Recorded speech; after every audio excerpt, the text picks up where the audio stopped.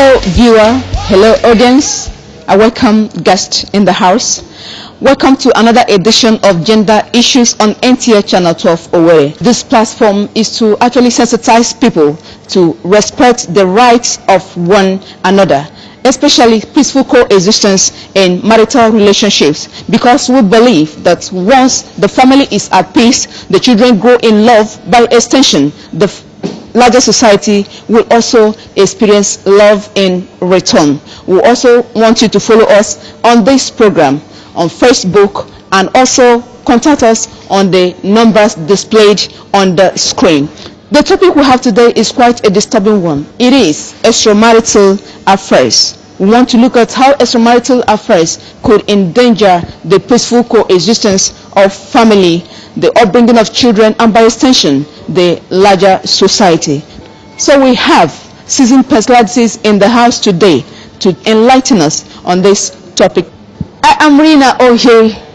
Let me start with you. What exactly can we say is extramarital affairs in a marital relationship? Extramarital affairs is a situation where a man or a woman, we are not limiting it to one person, leaves the God-ordained relationship, marriage, that has been contracted between a man and a woman, to go outside it to have what they may term to be pleasure or enjoy themselves as they might deem fit to do. But I want to say categorically that in the beginning, according to the book of Genesis chapter 1 verse 27, the Bible says God made them male and female.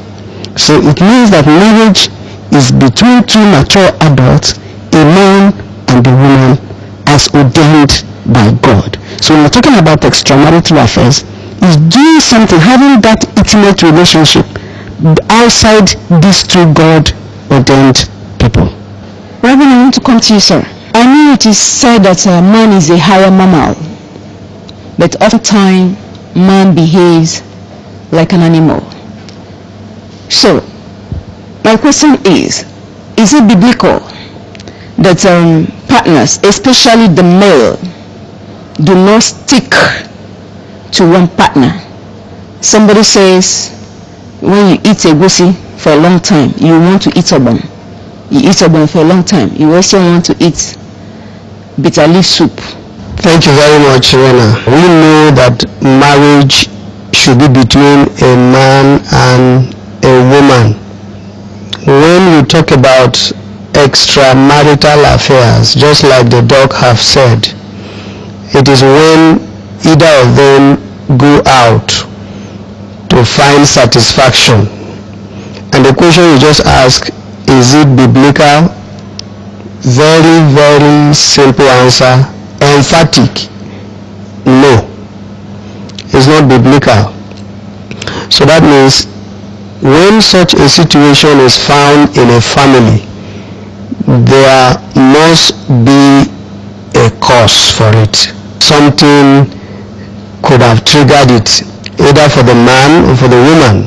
But because you were specific about man, I want to say that it is not biblical for the man to think of himself as the one that should require satisfaction elsewhere. It is not biblical.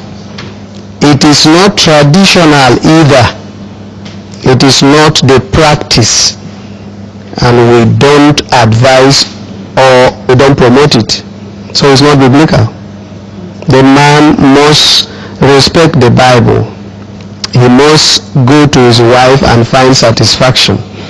As a matter of fact, his wife, he should create an enabling environment, a conducive atmosphere where he should be satisfied with his wife. That's what the Bible said. Satisfied with the wife of your youth. And as you grow together, maintaining that environment, that atmosphere in the family, there will be less or no infidelity. As a traditional ruler, we want to find out from you whether extramarital affairs has a traditional backing, that the man should not stick to one wife. Thank you for your question. First of all, let me say biblically, it has no backing. Then come to traditionally, it has no backing at all. It has been said that it is one man, one wife. And when you are married, you are married. I always tell people when they say that women are the same, I said they are not the same. As far as I'm concerned, to my wife there is a great difference with her with any other woman. She has a different and very important something that I have recognized in her that no other woman has, and that draws me closer to her as far as love is concerned. If you don't attach yourself to your wife and your wife alone, you cannot identify such, and you continue messing up as it were. As far as I know, there is no traditional backing on anything extramarital affairs at all. Ma'am, coming to you, people have attributed the causes of extramarital affairs to a whole lot of reasons. Can we find out from you, what is it that could make a partner not to stick her husband or his wife? Okay, thank you again, lady. There is no justifiable reason why a man or a woman will leave his or her God-ordained home. Like I tell young ones when they are courting, when they are about to get into marriage, I'm talking to, let me believe, the people that are predominantly Christians. We in this part of the world that profess Christ as our Lord and personal Savior. If you are married, you are married.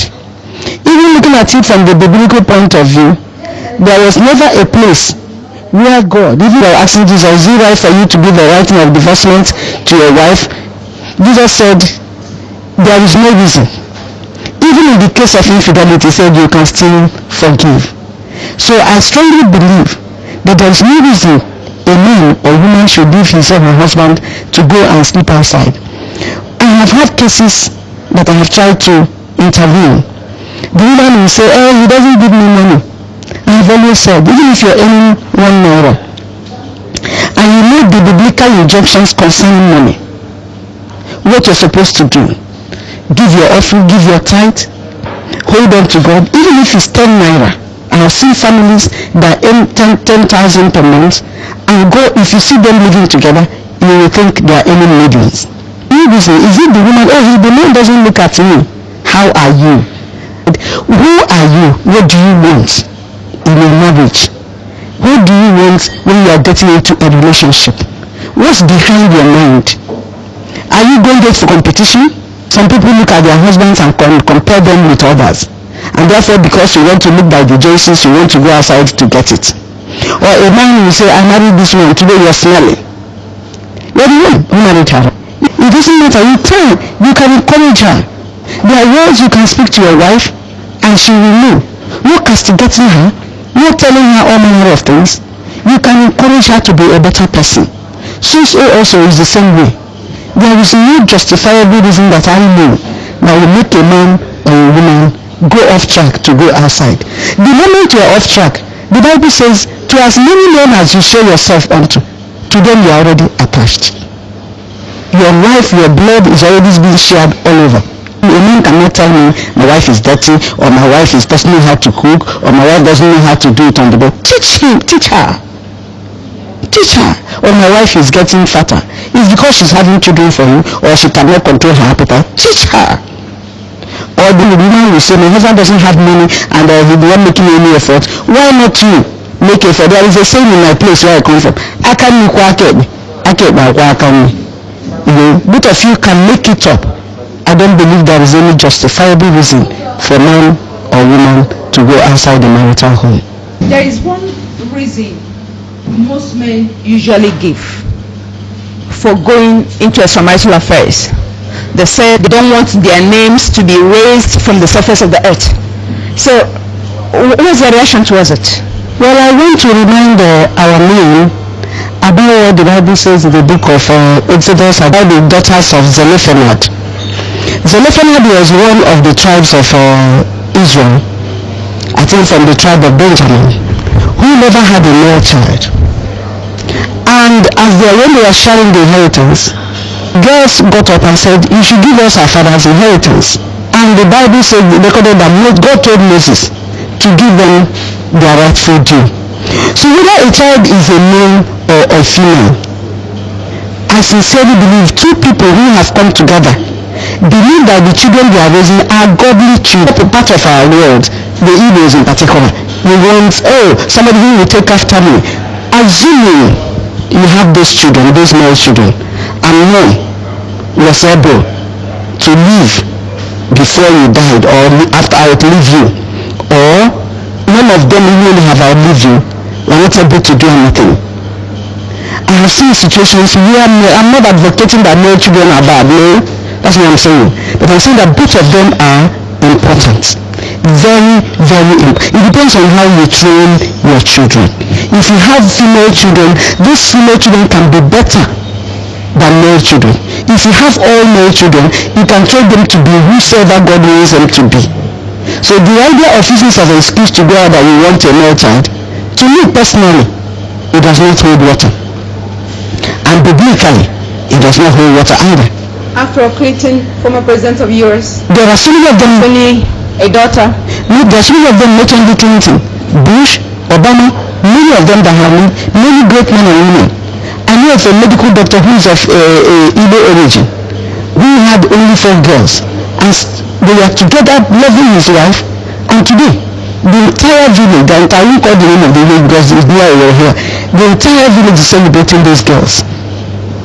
Their father didn't have a male child, at the bedrock of their village, those 4 women.